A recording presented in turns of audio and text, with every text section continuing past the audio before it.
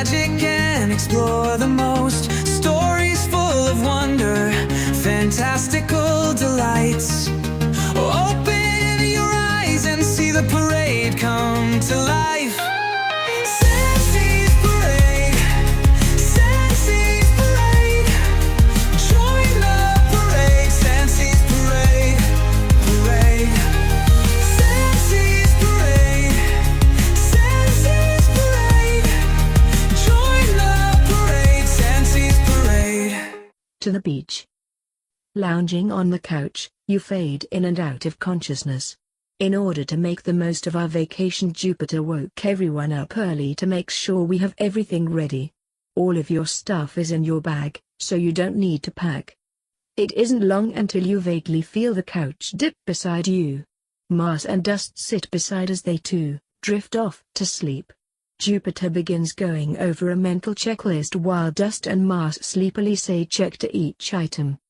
YN swimsuit. You give a lazy thumbs up that quickly falls, not able to withstand the force of gravity. Everyone quietly stares at you in disbelief, but you're far too tired to fight them on the topic of your swimsuit. They've been pestering you about your swimsuit even since you started planning for the beach. They wanted to buy you one, but you told them you already had one. Of course, they didn't believe you. You could easily reassure them by showing it to them, but you decide to leave it as a surprise for now. Waking up to incessant honking, Jupiter excitedly grabs the bags and head for the front door. I should probably get up, you think with a shiver as you start to drift off to sleep again. 5 more minutes. Hurry up. We don't have all day. Black shouts while honking the horn. Jolting awake, why? Who summoned the demon horn? You whine. The couch shifts again, and your limp noddle body is being lifted as though someone is trying to get you to stand up. After fighting with your limp body, gentle arms scoop you up and cradle you in the crook of their arm. The cool air brushes against you, making you question if it was really necessary to get up this early. The beach is about 3 to 4 hours away, but you're staying at a monster-friendly inn for 2 days. Plenty of time to enjoy the beach without waking up at such an ungodly hour. You're placed in a vehicle and quickly strapped in, the seatbelt resting snug across your ribs. Doors open and the sound of clothes rustling surrounds you as the other skeletons shuffle into the vehicle. 2 squeezes past you to sit in the back seat while the third sits in the seat beside you. The trunk slams shut, followed by your door and the door across from you. Hearing the 2 doors up front close, you wake up just enough to see where everyone is. Mars is sitting in the seat across from you, behind him is Rus, who gives you a wink when he catches you staring, and behind you is Dust, who is sleepily glaring at Rus. Facing forward, Jupiter is sitting in front of you with Black in the driver's seat.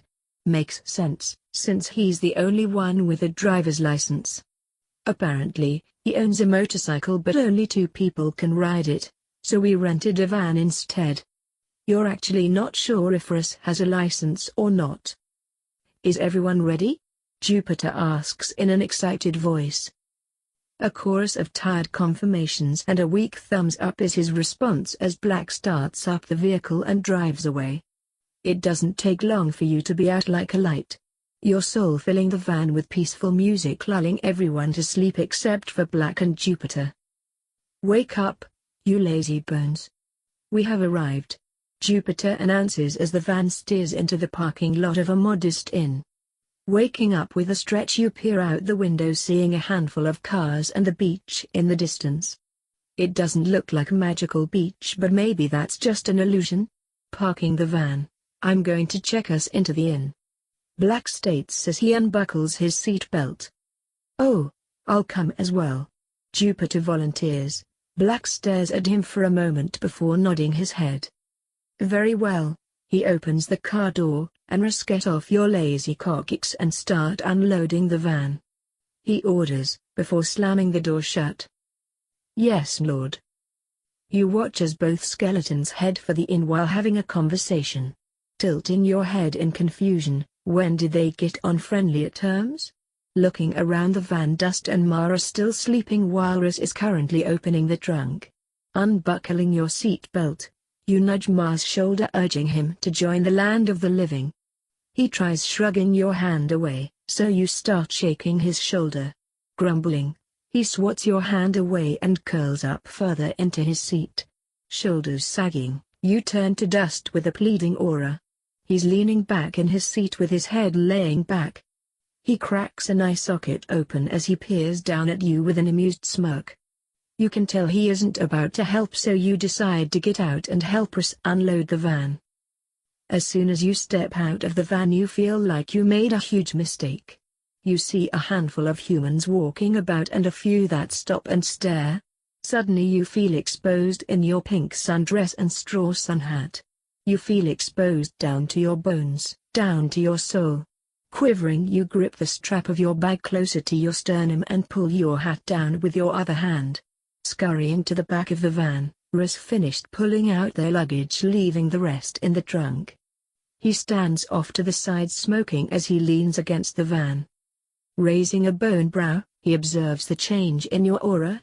What's wrong? His question gets cut off by Dust teleporting in between you two. He silently starts unloading the van while Mars exits the vehicle and slowly shuffles up beside you. Having them around you helps calm you a little, but don't feel comfortable being around so many humans, and from the look of it neither does Mars. Dust looks more murderous than uncomfortable. Why are there so many humans here? 'Cause it's a human beach. Russ answers confused. Staring at him in shock, they flinch as your aura darkens and shatters as if it was shot. I thought this was a monster beach? You ask, still clinging to hope that this is a predominantly monster beach. Russ shakes his head with a light chuckle, and despite being made of bones, you manage to deflate with disappointment. If you knew you were going to a human beach, you would have dragged them to a mystic one instead. Wait. Can monsters travel to the mystic realm yet? You should probably look that up before dragging 6 of them there. Mars places a comforting hand between your shoulder blades. You okay? Nodding, you're fine, just disappointed. Why, and are you okay? Jupiter asks as he runs up to your group. Nodding your head, you come to terms with what has happened. Jupiter is really excited for this trip and you don't want to ruin it. I'm fine. Are you guys done checking in? Both Jupiter and Black observe you before nodding. Yes. There are 3 rooms with 2 people per room. Black explains. You feel a lot of eye sockets and eye lights on you and you chose to ignore it. Clearing his throat, Jupiter speaks up. Black and Russ will be in ROOM 201, Dust and Mars are IN 202, and YN and I will be in ROOM 203. Black hands everyone a key. Only Jupiter looks happy with the room arrangement.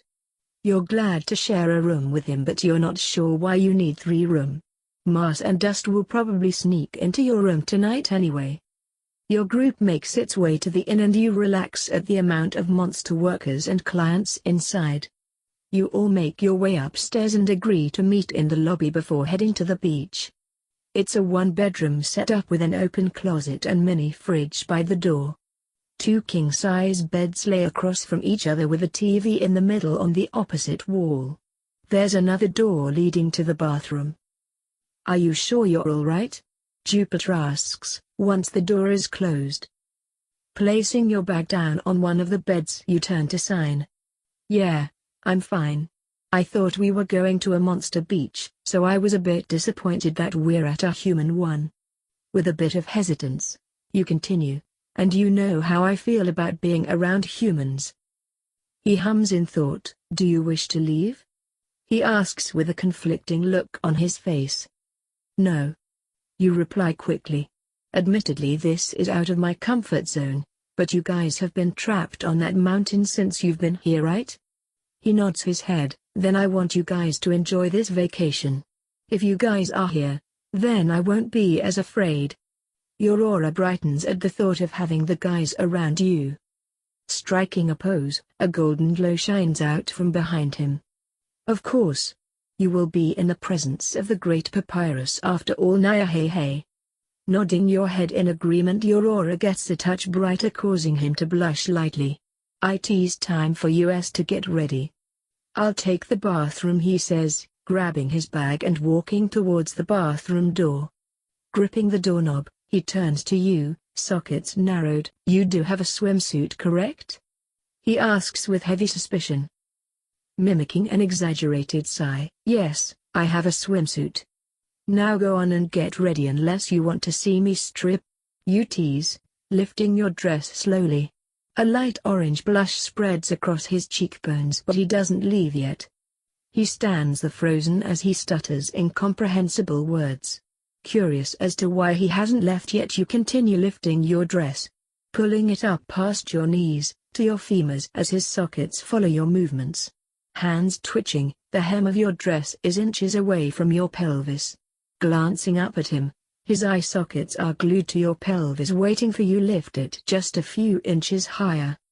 Your aura explodes with embarrassment and hints of lust as you slam your dress back down. He snaps out of his trance as his entire skull lights up. He rushes into the bathroom yelling out sorry before slamming the door shut behind him. Frozen in place, this is the first time you felt embarrassed about being seen natural, no naked. A weird feeling. Placing your hand on your sternum, you pick at the fabric covering your body. Is this how it feels to strip tease? You think to yourself. Movement from the bathroom snaps you out of your thoughts. Quickly, you change into your swimsuit. It's a two-piece swimsuit. The top part is a sort of poncho that covers most of your ribs, while the bottom is a shawl that ties around your pelvis. Putting your bag back on and your sun hat, you pace back and forth between the door and bed, not sure if you should wait for Jupiter or head the lobby. Hearing the doorknob jiggle, you decide to wait in the lobby while you clear your mind. Reaching the lobby, your shoulders sag in relief as no other skeletons or humans are in the lobby. You send a quick text to Jupiter telling him that you're waiting in the lobby and then hope that things won't be too awkward between you two. A startled choke from behind grabs your attention. Turning around, you see Mars standing in a doorway with a deep navy blue blush painting his cheekbones. His eyelight wanders up and down your body as he stutters out words. Why, you look nice. Or a brightening you happily sign, thank you. Checking over his outfit, you don't see much different. He's wearing a white t-shirt, his blue jacket, and blue tropical print swim trunk that Jupiter bought him. Dust teleports next to him, leaning off his shoulder, a faint purple dusting his cheekbones. Ya look like a nice treat, peaches. Dust says in a teasing tone. Despite chuckling, Mars pushes him off his shoulders while mumbling, shut up. Similar to Mars, Dust is wearing dark blue tropical print trunks from Jupiter and his jacket. The only difference is that he isn't wearing a shirt underneath. You feel heat raise to your bones at the sight of his exposed ribs. Yeah, we're at the beach. Beach puns only, please. The two chuckles as a loud groan fills the air. I should have known these two imbeciles would have contaminated you by now. Black states while entering the room with Russ snickering behind him. Black is topless with a towel draped around his neck and black swim trunks. Russ is dressed similarly to Dust with his jacket, no shirt, and reddish-orange printed trunks. Sockets gravitating to their exposed ribs, you're starting to understand clothes play. Nodding your head in agreement, they really show I'll do better. Black sends a gly your way, scaring you a bit, but the chuckles you earned was worth it. I think I can shell out a few puns. Mars joins in. Hey, I can help with that. Dust sads. I'm warning you to stop these incessant puns. Black warns, pointedly looking at Dust and Mars. Hey, these sound like some brilliant puns, Tommy. Russ joins in, earning a betrayed glare from Black. Bones rattling gently, creating that bright and dolce tune again. Come on guys, knock it off. You're going to give him a seizure. Everyone laughs while Black releases an unholy screech. That better not be the screech of agony by an onslaught of puns I hear. Jupiter yells from a distance as he climbs down the stairs. It isn't, I'm leaving. Black yells as he makes his way out of the inn with a snickering Russ hot on his heels. Jupiter joins your gang in the lobby wearing a long t-shirt and bright orange swim trunks. I certainly hope you won't be punning all day, he asks with suspicion and hope in his voice. No promises. No promises. The three of you say at the same time. Jupiter pinches his nasal bone while exhaling a sigh. Exiting the inn, Black and Driss are standing off in the distance. They look towards your group before continuing to head to the beach. You look lovely, by the way. Jupiter speaks up. I'm glad you actually have a swimsuit. Naya, hey. He says bashfully with a bright light orange blush dusting his cheekbones. Thank you. Your aura brightens once more with a bit of a mischievous flair to it. Picking up the pace, you turn around to walk backwards while signing last one. There is a rotten fish. Taking off for the ocean, you make it past Black before your words can fully set in. Gasp. I hope you enjoyed your handicap, for I shall still win, he declares while chasing after you. Mars continues to casually walk while Dust teleports to the beach. Jupiter passes Black and Driss. Despite not knowing what's going on, Black joins the competition anyway, leaving Driss to stroll along with a smile on his face. It's been a while since he's seen his bro this excited after all. I'm glad you enjoyed that video/gameplay. Just remember to hit that like button, subscribe to the channel, and leave a comment down below. Until next time, goodbye!